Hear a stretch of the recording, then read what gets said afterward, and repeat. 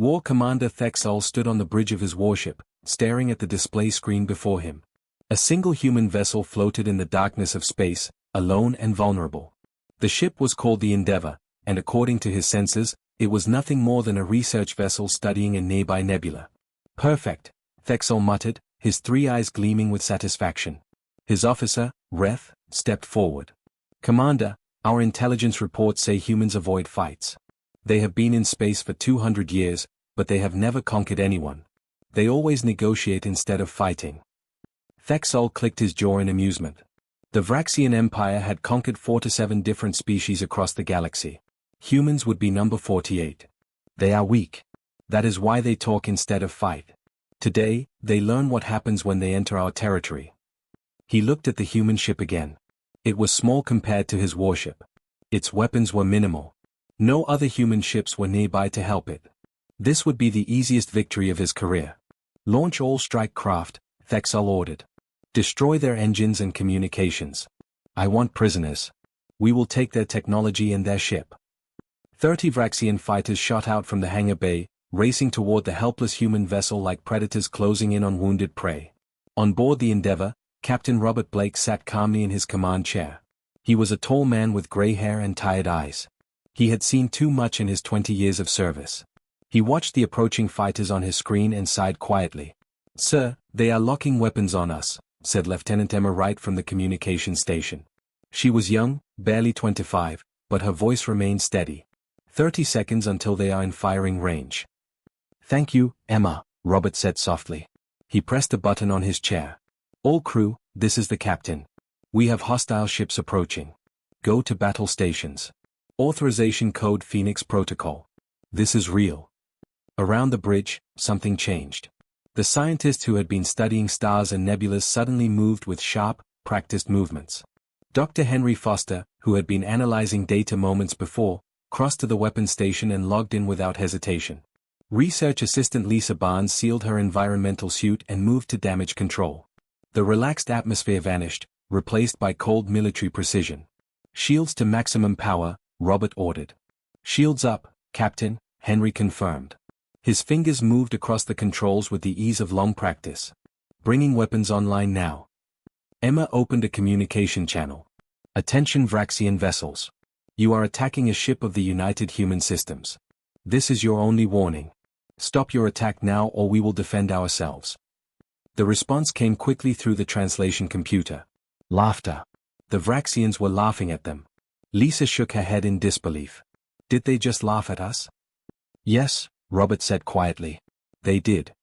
The first enemy shots hit their shields. Bright plasma bolts exploded against the invisible barrier protecting the Endeavour. The ship shook, and red warning lights flashed across the bridge. Shields holding at 72%, Henry reported. They are focusing all their fire on our left side. Robert's jaw tightened. He had hoped this would not happen.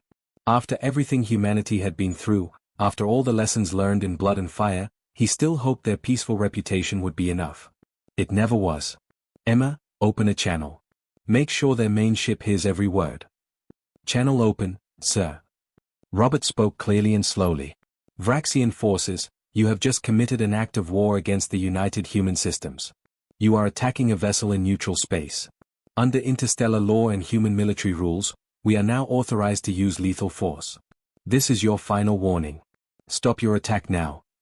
On the Vraxian command ship, Thexol listened to the translation and felt amusement bubble up inside him. They dare threaten us.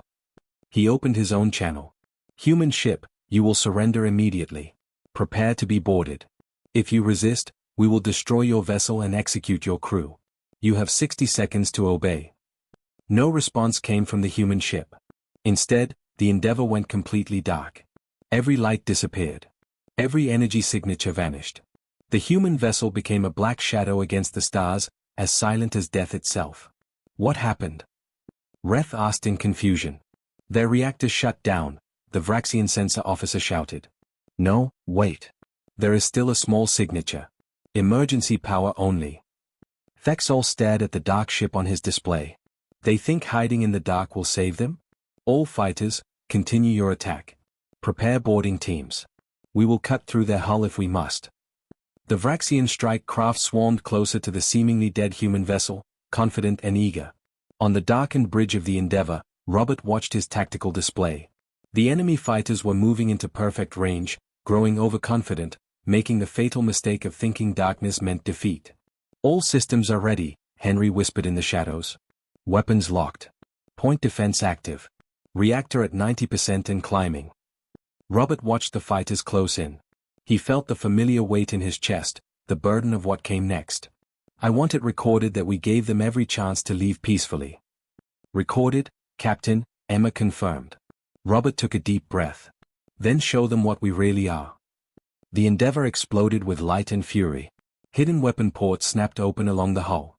Point defense turrets emerged from concealed positions. The sensor arrays transformed into targeting systems. The reactor that had seemed dead suddenly roared to life at power levels that made the Vraxian sensors scream warnings. Henry's hands flew across his weapons console. Engaging point defense now. The first Vraxian fighter simply ceased to exist.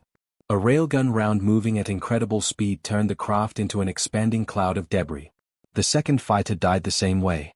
Then the third. Then the fourth. "Pull back." Reth screamed at the strike craft. "Retreat. Retreat now." But human weapons tracked faster than Vraxian pilots could react. Missiles burst from hidden launch tubes, dozens of them, each one hunting its target with computer precision that should not exist on a research vessel. 15 fighters died in the first 10 seconds. "Impossible." Thexol roared, slamming his fist on his command console. "They are scientists. That is a civilian ship." Robert opened a communication channel, his voice cold and hard. "Civilian? War Commander, we stopped building purely civilian ships 200 years ago." Another fighter exploded on the display. "You made a terrible mistake today," Robert continued. "You thought that because we choose peace, we cannot wage war. You thought that because we do not conquer, we do not know how. You thought that because our ship was doing research, it could not fight back." More fighters died, their debris glittering in the starlight. Every human ship is designed for war. Every human citizen receives military training. We learned this lesson the hard way, War Commander. We learned it when we almost destroyed ourselves. And we promised that we would never be helpless again. The remaining Vraxian fighters fled desperately toward their mothership. "This is a research vessel," Robert said, his voice carrying centuries of human history. "And it is currently destroying your attack force. Imagine what our real warships can do." On the Crimson Talon, Thexol stared at his tactical display in horror. 27 fighters destroyed. 3 limping back damaged. All from one human ship. A research ship. "Contact the High Fleet," he whispered. "Send for reinforcements immediately. Send them everything we know about human capabilities." Reth looked at his commander with wide eyes. "What should I tell them about humans, War Commander?" Thexol watched as the human vessel's weapons remained active, targeting systems locked onto his own ship. Watching. Waiting. Ready to kill. "Tell them we were wrong," Thexol said slowly. "Tell them everything we thought we knew about humanity was completely wrong." The Endeavour hung in space, lights blazing, weapons hot, no longer pretending to be anything other than what it was. A promise written in steel and fire. A promise humanity had made to itself long ago. Never again would they be prey. For 6 hours, the Endeavour fought alone against the Vraxian strike force. Captain Robert Blake used every trick he knew. He hid his ship behind debris fields. He made sudden turns that threw off enemy targeting. He fired precise shots that disabled Vraxian craft without destroying them. His crew worked without stopping, sweat dripping down their faces as they operated weapons and repaired damage. "Captain, multiple signatures detected," Emma announced suddenly, her voice tight with tension. "Vraxian reinforcements are dropping out of hyperspace." Robert's stomach sank. He had known this moment would come, but he had hoped for more time. 30 massive Vraxian warships materialized in space around them. These were not small fighters. These were capital ships, each one bristling with enough weapons to level a city. The Endeavour was surrounded completely. "This is Grand Admiral Kethrex of the Vraxian High Fleet," a deep voice boomed through the communication system. "Human vessel, you are surrounded by 30 warships. You fought well, but this battle is over. Surrender your ship immediately, or we will destroy you and everyone aboard." Henry looked at Robert with concern. "Captain, our shields are at 40%. We have used most of our missiles. If they all fire at once." Robert stood slowly from his command chair. He straightened his uniform and smiled slightly. Reinforcements are not just for your side, Admiral. He turned to Emma. Activate the beacon response. Emma looked confused. Sir? I do not understand. Trust me. Do it now. She pressed a control on her console. Nothing seemed to happen. No sound. No light. No change at all. Admiral Kethrex's laughter filled the bridge. You had 6 hours to call for help, human. We would have detected any signal you sent. Your people do not even know you are dying here. Surrender now, and I promise you will be treated as prisoners of war. Refuse, and you will simply be destroyed. Robert said nothing. He simply waited, counting quietly in his head. 5, 4, 3, 2, 1. Space itself seemed to tear open. The fabric of reality rippled and split as ships dropped out of hyperspace. Not one ship. Not 10 ships. 200 human vessels materialized in perfect military formation. Destroyers with sleek hulls. Cruisers covered in weapon arrays. Massive carriers that dwarfed the Vraxian battleships. And at the center of the formation, a dreadnought so large it blocked out the stars behind it. The UHS Indomitable. Thexol felt his blood turn to ice in his veins. 200 ships, he whispered in disbelief. How? How did they get here so fast? On the bridge of the Indomitable, Admiral James Parker sat calmly in his command chair. He was an older man with dark skin and gray at his temples. His eyes held the look of someone who had seen too many battles. This is Admiral James Parker of the United Human Systems Third Fleet, he announced, his voice calm and professional.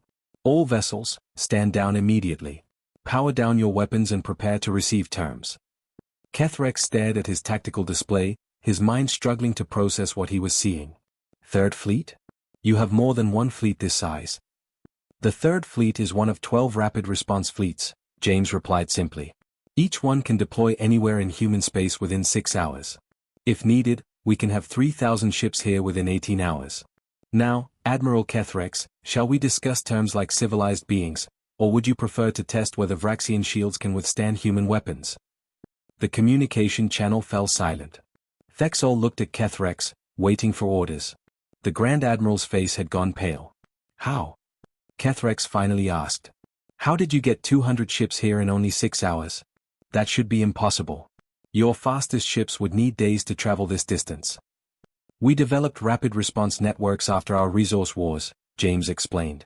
We placed hyperspace beacons throughout our territory and beyond. When one of our ships is attacked, the beacon activates automatically. Every ship within range receives the alert instantly. We learned long ago that help must come quickly, or it comes too late. Robert spoke up from the Endeavour. I activated our distress beacon the moment you fired your first shot, War Commander Thexol. The Third Fleet was already on their way before your first fighter died. Thexol felt sick. 6 hours. The humans had been stalling for 6 hours, making the Vraxians think they were winning, while an entire fleet raced to their rescue. You were never trapped here, Reth whispered beside him. We were. James's voice cut through the silence again. Admiral Kethrex, War Commander Thexol, you are both invited to come aboard the Indomitable. Bring 2 officers each.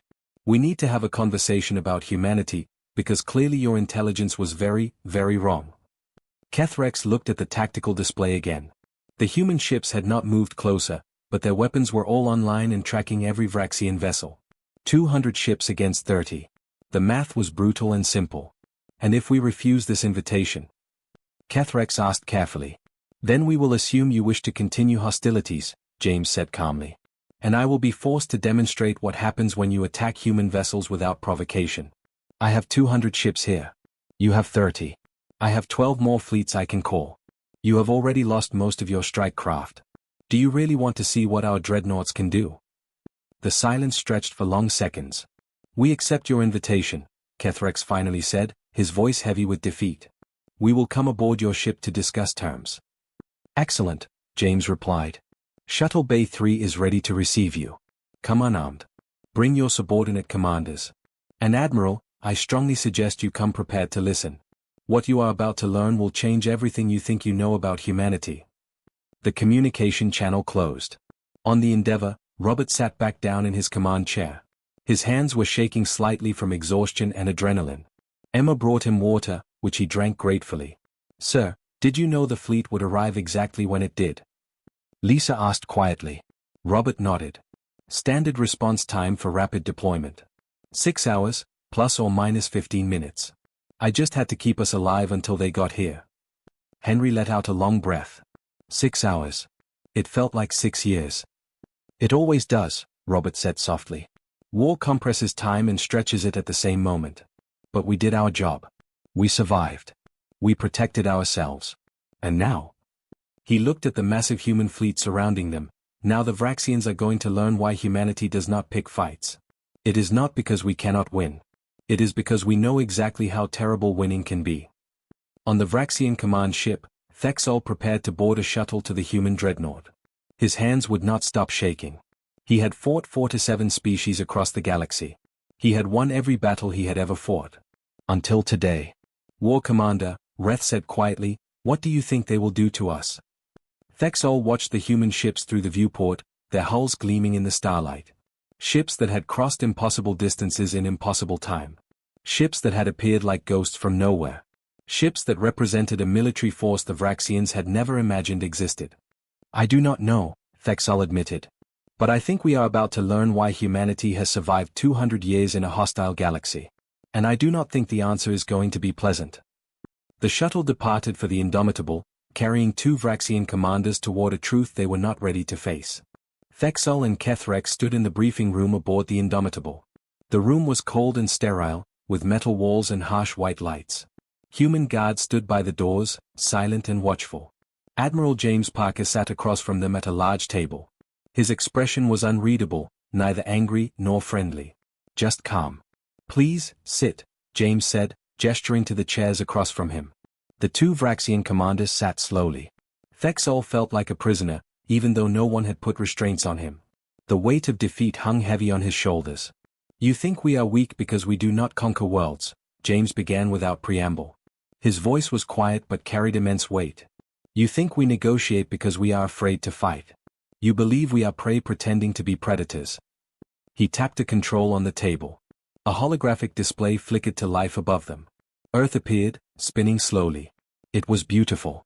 Blue oceans, green continents, white clouds swirling across the atmosphere. Thexol had seen many worlds in his conquests, but few as lovely as this one. This is our home, James said. This is Earth, 300 years ago, before we reached the stars. The image changed. Cities burned.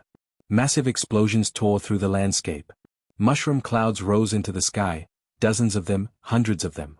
The beautiful blue world began to turn gray and brown. The clouds became black with ash and smoke. What is this? Kethrex whispered in horror. The resource wars, James answered simply. We did this to ourselves. Human against human. Nation against nation. Ideology against ideology. The images continued. Thexol watched as human soldiers fought in ruined cities. He saw weapons that melted concrete and steel.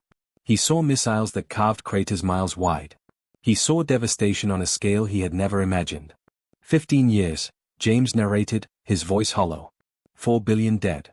Nearly half our population. We deployed nuclear weapons, biological weapons, chemical weapons. We dropped asteroids on our own cities. We poisoned our own water. We burned our own forests. A new image appeared. Humans in protective suits walked through dead cities where nothing lived. Not even plants. Not even insects. Just silence and gray ash. We created diseases that killed millions, James continued. Plagues that we unleashed on each other deliberately. We watched our own children die from weapons we had designed. We saw our own parents waste away from radiation poisoning. We destroyed farmland that had fed humanity for thousands of years. Kethrex stared at the images, unable to look away. How did your species survive this? James was quiet for a long moment. Barely. When the wars finally ended, we had 3 billion people left. Our atmosphere was poisoned. Our oceans were dying. Our planet was on the verge of complete ecological collapse. He showed them images of humans working together in the aftermath. Building shelters. Cleaning water. Planting crops in radioactive soil. We learned, James said softly. We learned that we could not afford another war like that. We learned that division would destroy us. So we unified. Every nation, every culture, every people. We became one species with one goal, survival. But you still have weapons, Thexol said, his voice shaking. You still have warships. You still know how to fight. Yes, James agreed. Because we made ourselves a promise. Never again would we be unprepared. Never again would we be divided. Never again would we hesitate to defend ourselves. He showed them human shipyards, massive orbital stations that churned out vessels by the hundreds. Training centers where children as young as 10 learned military tactics alongside mathematics and literature. Every human receives military training, James explained. Not because we love war. Because we survived our own worst nightmare, and we swore we would never be helpless again. He pulled up more images. Human colonies on distant worlds. Space stations. Trade posts. Research facilities. We spread across the stars not to conquer, but to survive, James said. If Earth died, humanity would continue. We built redundancy into everything. Every colony can build ships. Every station can defend itself. Every citizen knows how to fight. Kethrex finally found his voice. You said you promised never again. Never again to what? Never again to war. James looked at him with eyes that had seen too much. No, Admiral. Never again to helplessness. Never again to being unprepared. Never again to division in the face of external threats. He leaned forward across the table. We fought ourselves with weapons that could crack planets. We deployed horrors that I will not describe to you because they were too terrible. We nearly ended our own species. Do you understand what that means? Thexol did understand. Suddenly, horribly, he understood. You know exactly how to wage total war. You know how to destroy completely. Because you have already done it. To ourselves, James emphasized. We did this to people we loved. To our own families. To our own children. Over resources and land and ideas. He paused, letting that sink in. Now imagine what we are capable of when unified against an external enemy. An enemy that attacked us without provocation.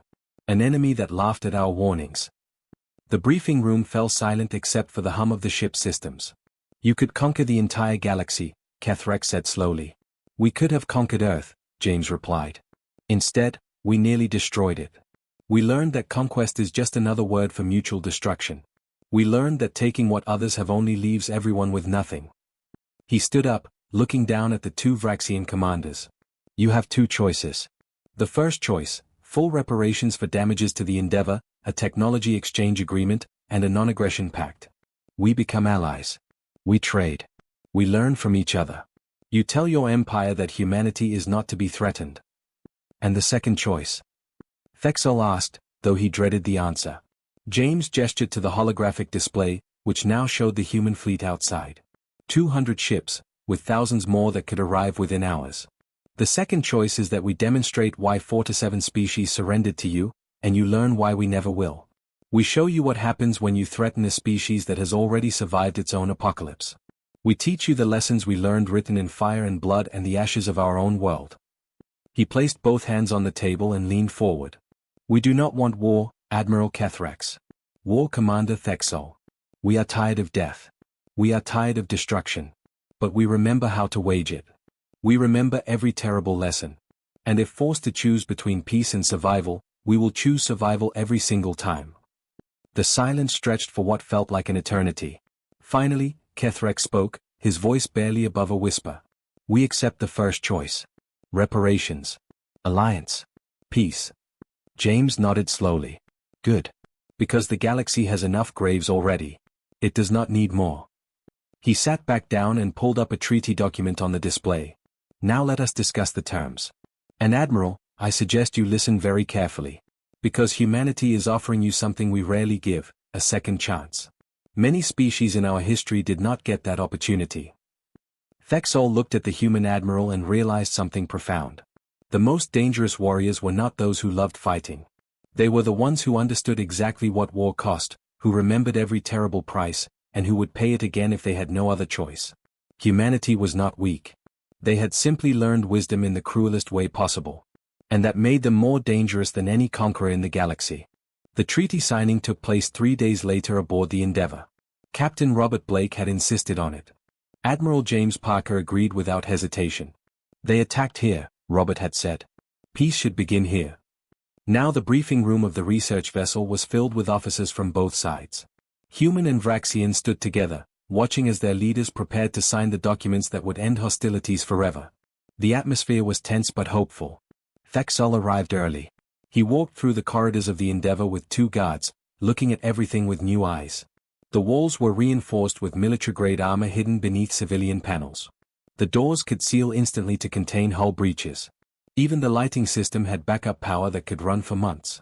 Everything has 2 purposes, he muttered to himself. Science and war. Always both. He found Captain Robert Blake standing alone in an observation room, staring out at the stars. The nebula they had been studying glowed softly in the distance, beautiful and peaceful. Captain Blake, Thexol said quietly. May I speak with you? Robert turned. His face was tired, with lines around his eyes that spoke of too many sleepless nights. Of course, War Commander. Please, come in. They stood together at the window in silence for a moment. I must ask you something, Thexol finally said. Why the deception? Why appear as scientists when you are warriors? Robert smiled sadly.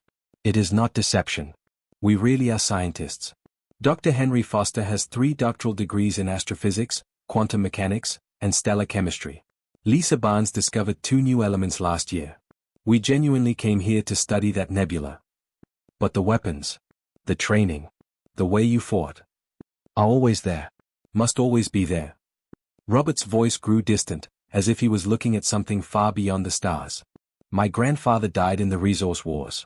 He was a teacher, not a soldier. But the wars did not care about that. They killed teachers and children and artists and farmers. 4 billion people died, War Commander. 4 billion.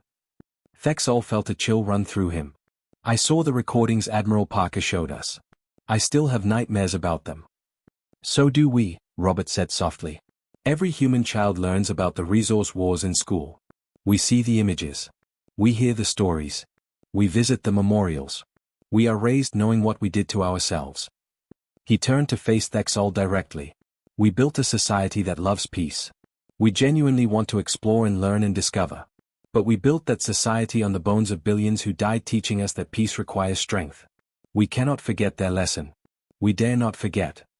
You could conquer the galaxy, Thexol said, repeating the same observation Admiral Kethrex had made days before. We could have conquered Earth, Robert replied. Instead, we nearly destroyed it. What would be the point of conquering the galaxy? So we could have more territory to ruin? More people to kill? More worlds to poison? He gestured to the nebula outside. There is so much to discover out here. So much to learn. Every star system holds mysteries. Every planet tells a story billions of years old. Why would we waste our time conquering when we could be understanding? But you are ready to fight. Always, Robert confirmed. Because we learned that those who want only peace still need the ability to defend it. Strength without wisdom is just violence. But wisdom without strength is just hope, and hope alone is not enough. The door opened behind them. Emma Wright stepped in, followed by Admiral Kethrex and Admiral Parker. It was time for the ceremony. They moved to the briefing room where the treaty documents waited. Crews from both sides lined the walls, witnesses to this historic moment. Human and Vraxian, once enemies, now standing together. Admiral Parker and Admiral Kethrex sat at the table. The treaty was displayed on screens in both languages. It detailed reparations for the attack on the Endeavor. Technology sharing agreements that would benefit both species. Trade routes that would open new opportunities. And most importantly, a non-aggression pact that pledged peace between their peoples. This treaty represents a new beginning, James said formally. May it be the first of many agreements between our peoples. The Vraxian Empire acknowledges its error in judgment, Kethrex replied, the words clearly difficult for him to speak. We attacked without understanding. We assumed weakness where there was only restraint. We mistook patience for helplessness. We were wrong. Both admirals signed the documents. The room erupted in quiet applause. No cheering, no celebration. This was not a victory. It was simply an ending to something that should never have begun. After the ceremony, Reth approached Henry Foster at the refreshment table. The Vraxian officer looked uncomfortable but determined. Dr. Foster, he began hesitantly. I wanted to apologize. I fired the first shots at your ship. I tried to kill you. Henry was quiet for a moment, holding a cup of coffee. Finally, he spoke. I destroyed 15 of your fighters. I killed those pilots. They had families. They had dreams. I took all of that away. You were defending yourself. Does that make them less dead? Henry asked sadly. War gives us reasons to kill, but it does not make killing right. It just makes it necessary. Reth had no answer for that. Lisa Barnes joined them, carrying data tablets. Despite everything, our research on the nebula has produced interesting results. Dr. Foster and I were discussing it. Would your science division be interested in collaborating? We could share data. Reth looked surprised. You would work with us? After we attacked you? The nebula does not care about our politics, Lisa said simply. Science is science. Discovery is discovery. If we can learn together, why should we work separately? Slowly, Reth nodded. I will speak to our research council. I think they would welcome such cooperation. Across the room, Thexol watched this interaction with wonder.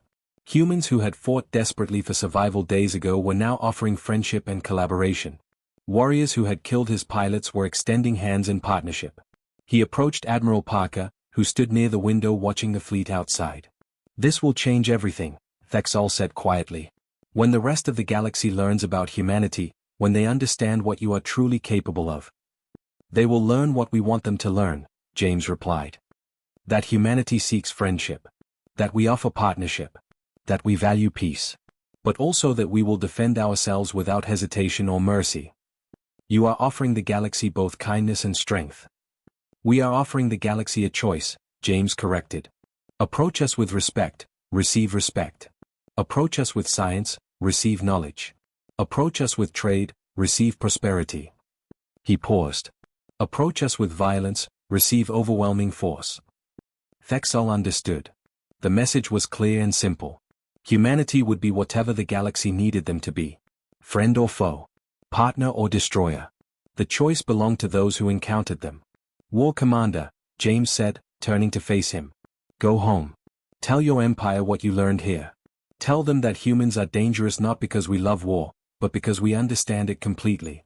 Tell them we survived our worst enemy, which was ourselves. Tell them we remember every lesson we learned in fire and blood. He extended his hand in the human gesture of friendship. And tell them that despite all of that, we still choose peace whenever possible. Because we know the alternative, and we would not wish it on anyone. Thexol took the offered hand. I will tell them, Admiral. And I think the galaxy will be very different after they hear this story. Good, James said. Let it be different. Let it be better. Let it be wiser. The ceremony ended. Ships began to depart. The human fleet prepared to return to their stations. The Vraxian forces would return home with a story that would echo across the Empire and beyond.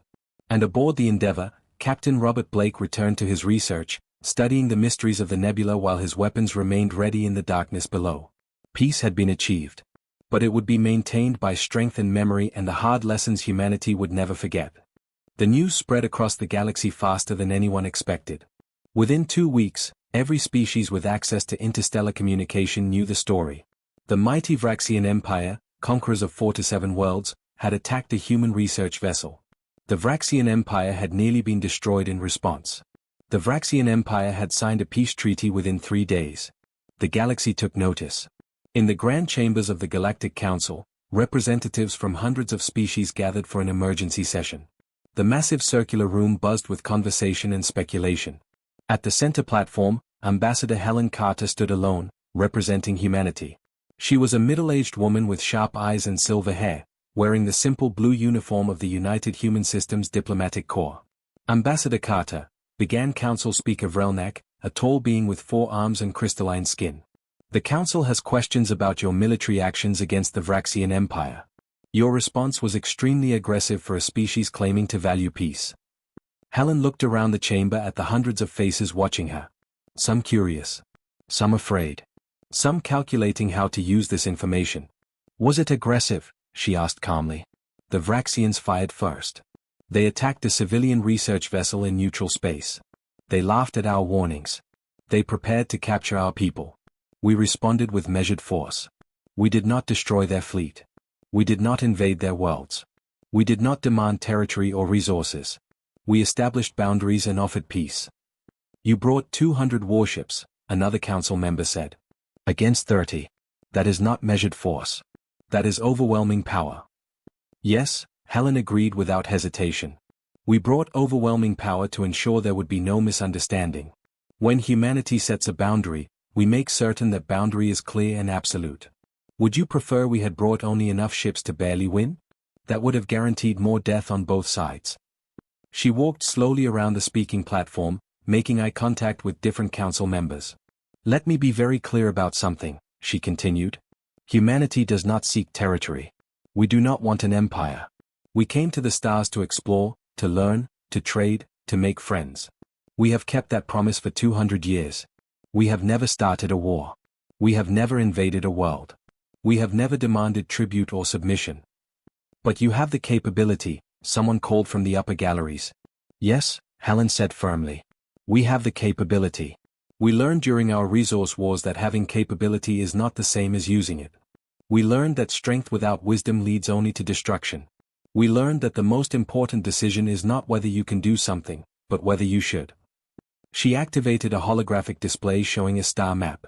Human territory was marked in blue, spread across 89 star systems. It was modest compared to the empires of other species. We could have expanded aggressively, Helen said. We have the ships. We have the weapons. We have the population. But we choose not to. Because we remember what expansion cost us when we did it on our own world. We remember the wars over land and resources. We remember the billions who died fighting over territory that belonged to everyone. The chamber fell quiet. However, Helen continued, her voice hardening, do not mistake our choice for weakness. Do not confuse our patience with helplessness. Do not assume our preference for peace means inability to wage war. We offer friendship to all species. We offer knowledge. We offer partnership. But if you attack us, we will defend ourselves with every resource we possess. Is that a threat, Ambassador? Vrelnak asked carefully. No, Helen replied. It is simply information. Humanity is offering the galaxy a choice. Work with us in peace, and we will be generous allies. We will share technology. We will open trade routes. We will help solve problems. But attack us, and you will learn why we survived our own worst nature. She deactivated the display and stood at the center of the platform. The Vraxian Empire learned this lesson. They are now our partners.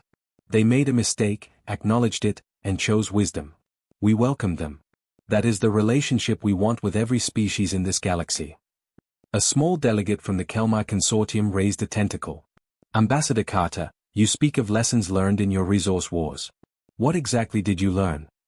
Helen was quiet for a long moment. When she spoke, her voice carried the weight of human history. We learned that war is easy to start and almost impossible to stop. We learned that weapons designed to defend can destroy everything. We learned that hatred grows faster than wisdom. We learned that by the time you realize you have gone too far, it is already too late. She paused. And we learned that the survivors have a responsibility to remember, so that the dead did not die for nothing. The chamber remained silent. We are not perfect, Helen continued. We make mistakes. We have flaws. But we learned our lessons in the hardest way possible. 4 billion of our people died teaching us those lessons. We honor their memory by being better than we were. By choosing peace when we can.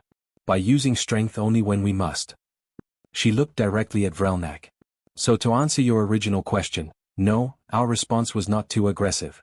It was exactly as aggressive as needed to ensure the message was understood. Humanity will defend itself. Always. Without hesitation. Without mercy if necessary. But we will always offer peace first. The council session ended shortly after. As Helen left the chamber, several ambassadors approached her with quiet requests for trade agreements and diplomatic meetings. The galaxy was learning quickly. 3 months later, aboard the Endeavour, Captain Robert Blake sat in his command chair reviewing data from the nebula study. The research was going well. They had discovered fascinating information about star formation and exotic particles. Captain, we have 3 vessels requesting permission to join our research, Emma announced from communications. 2 Vraxian science ships and 1 from the Kelmar Consortium. Robert smiled. It was happening more and more now. Species that had once been cautious or dismissive now wanted to work with human researchers. Grant permission, he said. Send them our complete safety protocols. Including Phoenix Protocol, sir? Emma asked. Especially that one, Robert confirmed. Let them see that we are always ready. That way, they never have to wonder. They know we can defend ourselves, so they can focus on the science. Henry looked up from his station. It is strange, is it not? We came here to study stars, we nearly started an interstellar war, and now we are back to studying stars. With the same people who attacked us. That is humanity, Lisa said from her console. We fight when we must, forgive when we can, and keep moving forward. What else can we do? Robert watched through the viewport as the Vraxian science vessels approached. Their weapons were visible but inactive. The same as the Endeavour. Both sides capable of violence. Both sides choosing cooperation instead. We remember the worst we can be, Robert said quietly. So we can choose to be better. The weapon ports along the Endeavour's hull sealed themselves, hidden once more beneath the exterior panels. The targeting systems went into standby mode. The reactor powered down to standard research levels. But everything remained ready. Always ready. That was the promise. The nebula glowed softly in the distance, ancient and beautiful, uncaring about the politics of the species studying it. Science continued. Discovery continued. Life continued. And humanity continued to be what the galaxy needed them to be. Explorers and warriors. Scientists and soldiers. Peaceful but never helpless. Kind but never weak. The Endeavour returned to its work, its crew studying the wonders of creation while remembering the horrors of destruction. They were scholars who could fight. Warriors who preferred not to. Humans who had learned that the strongest warriors are those who choose not to use their strength unless they absolutely must. The galaxy was learning that lesson now too. Slowly but surely, species across the stars were coming to understand what the Vraxians had learned first. Humanity was not weak. Humanity had simply learned wisdom through terrible sacrifice. And that made them the most dangerous friends and the most terrifying enemies anyone could have. Peace reigned in human space. And it would continue to reign, protected by the memory of what humanity had survived and the strength they had sworn never to use unless forced. The stars watched silently as humanity kept both promises. The promise to seek peace and the promise to defend it. Always both. Forever both. That was humanity's gift to the galaxy. And its warning.